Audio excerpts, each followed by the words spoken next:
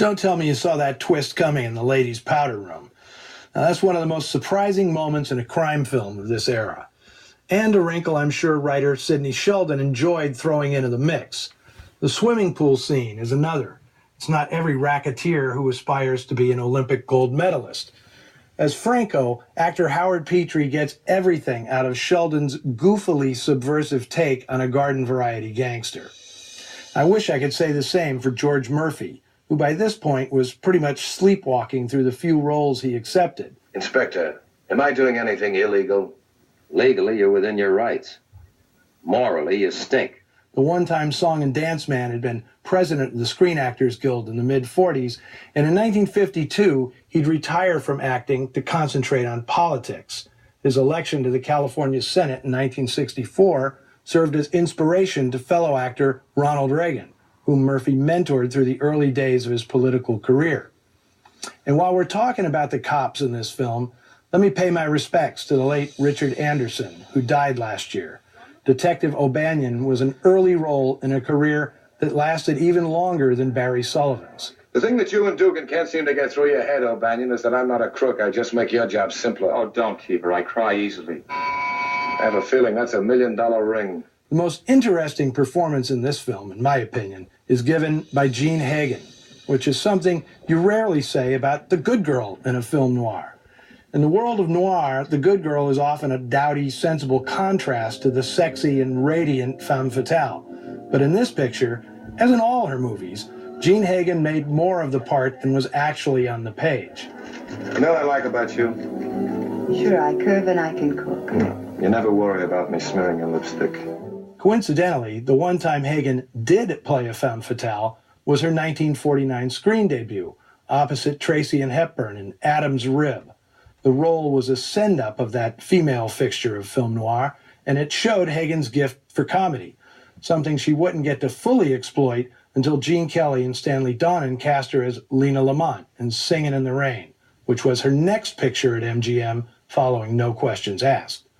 Now, I love Gloria Graham, but I will never forgive her for winning the Best Supporting Actress Oscar that year, an honor Jean Hagen truly deserved.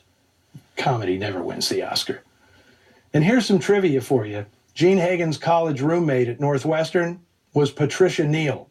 Now that's more talent than one dorm room can hold.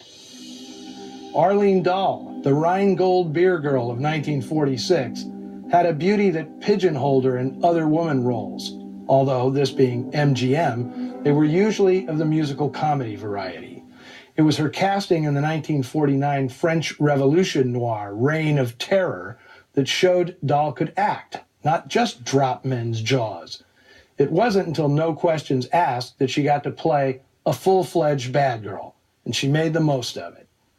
But by 1952, the noir trend was fading, and Dahl would leave her mark in lavish, full-color adventure yarns like Desert Legion, The Diamond Queen, and The Bengal Brigade.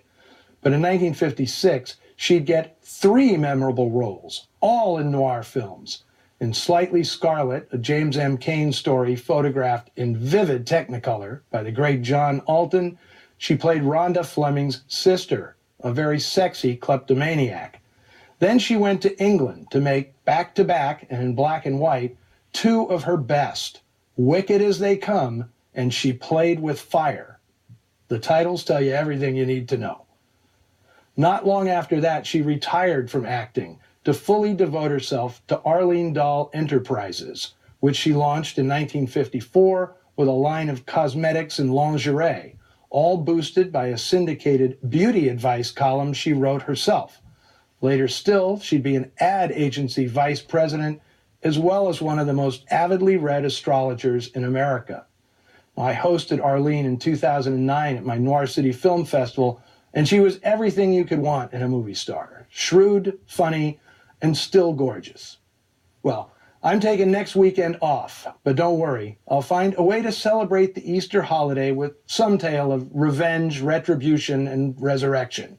And remember, you now have 2 chances to catch Noir Alley. So be sure to tune in on Saturday, April 7th at midnight Eastern, 9 p.m. West Coast, or Sunday, April 8th, 10 a.m. Eastern for our next Noir selection. Or if you can't get enough, join us for both.